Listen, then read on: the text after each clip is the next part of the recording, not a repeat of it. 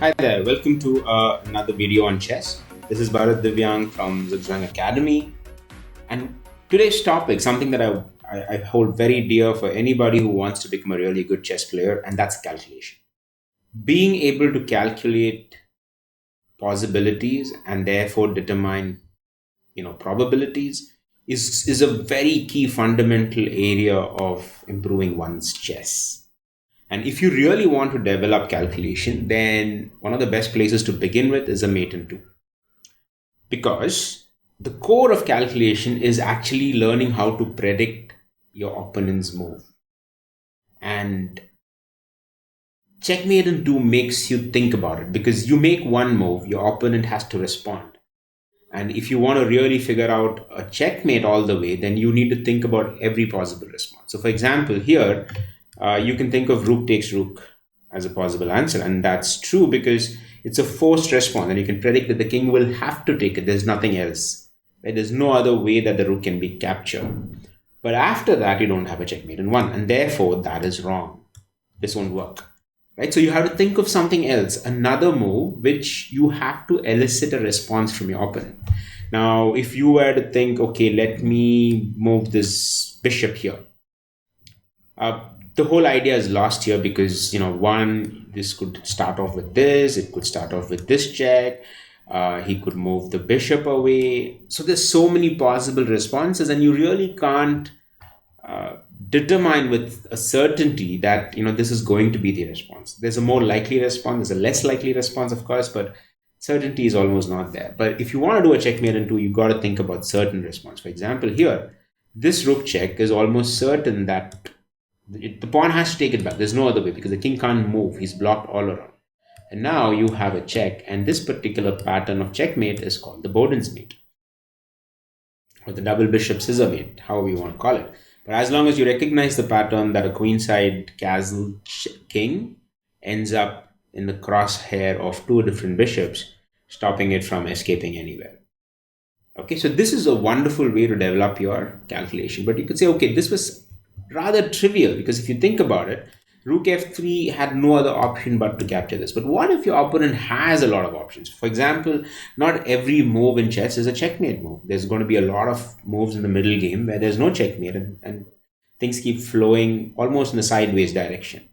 How do you develop an intuition for what your opponent is going to do if you really want to work on those areas of your game? And one of the best places to start off with is this particular book called The Domination in 2545 Endgame Studies by Kasparyan. Kasparyan, I think, was a grandmaster in puzzles. You'll have to check that up, but his puzzles are amazing. And one such puzzle is what we're going to be discussing today. So here's your position. White has to move. And as you can see, there's no checkmate here, right? It's like black has 2 pawns, white has 2 pawns, black has a minor piece, and so does white. But still, because of calculation and calculation alone, white is going to win this game. And today's part, I'm trying to do it over a multiple. The goal here is not to finish the entire puzzle and try to solve it, but actually to predict what the opponent is going to do. That's the only idea here, right? So, for instance, you know for a fact that the knight is under attack. So the knight has to move, or the pawn has to move to protect the knight. So if you think about the pawn move, then you can almost predict the next move. Why is that? Because the threat here is a promotion to queen. And being a light squared bishop, the bishop cannot control the promotion square. So it has to be the king, and the king has to come here. Now you can almost predict this with 100% certainty. This is going to happen. And not only is this going to happen, even the next step is going to happen, which is probably the knight here trying to protect it. Because that's the only way you can protect the pawn. And the king can't kill the knight because then the pawn promotes.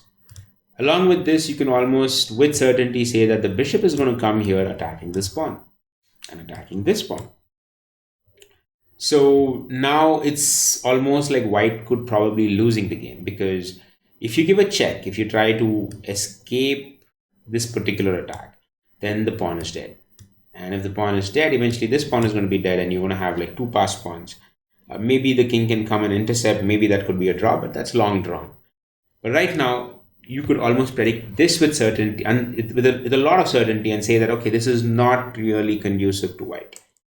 what else could happen? If the pawn push doesn't work, what else could happen? You could think of this move. And here also you can predict with certainty, because the biggest threat here is this pawn getting pushed forward. So if the bishop comes here and he controls this square, then that essentially brings us back to the same place.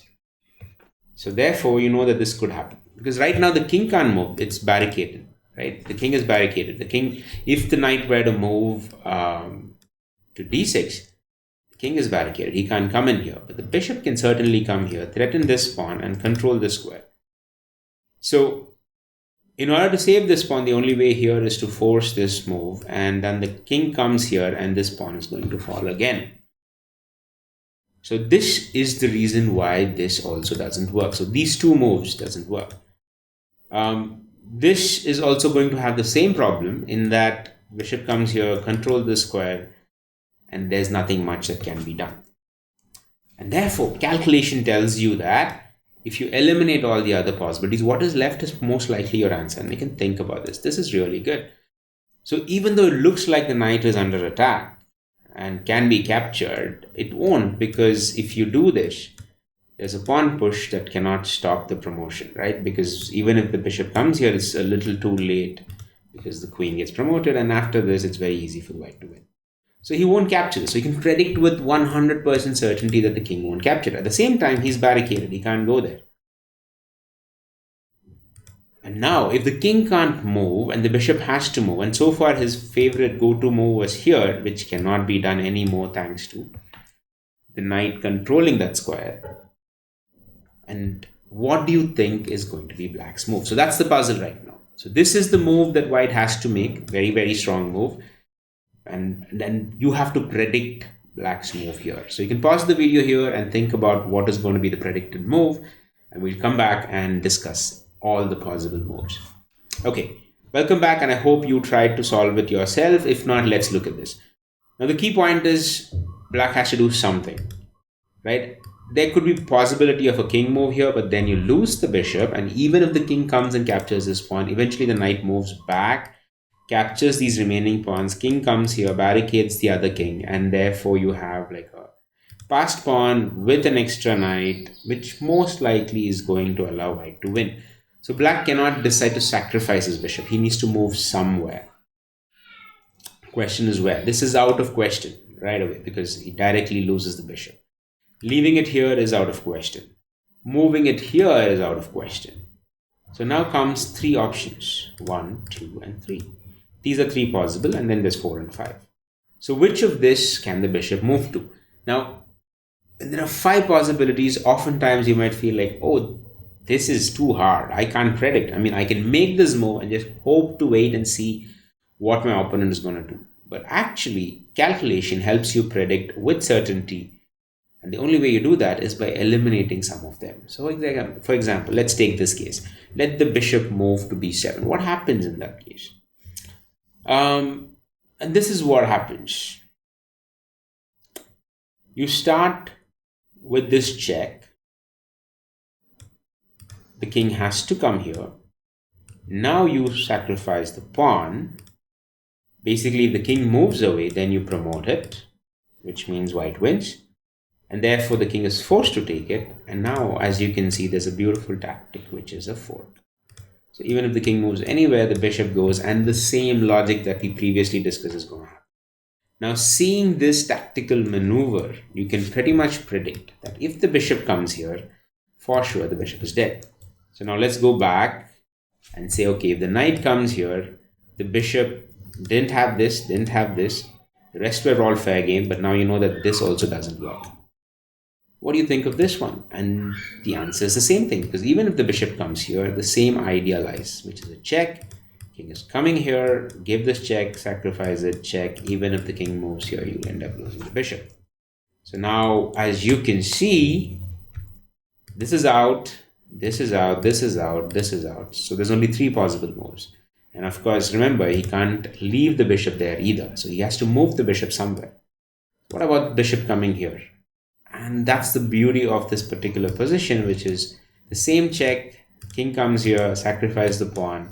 And this time, instead of giving that fork at this point, you give a fork elsewhere. And therefore, the bishop dies. So, with this, you can see what happens. With this calculation, you can basically say these were fairly straightforward. Now we have found that these are the next level, which is also not going to work. So most likely, the bishop is going to move to one of these two squares. Which one of this is it going to be? That we will probably see in another video. But the key idea that I wanted to imprint in your mind is the fact that calculation is actually simulating what happens when an opponent chooses a particular choice. So, of course, we know he has a lot of choice. But if that choice leads to a bad situation for him, then you can almost eliminate it with certainty. But that's not going to work, right? Being able to do that is what makes you good at calculation. And therefore, what is left over seems to be the most likely move a good opponent is going to make.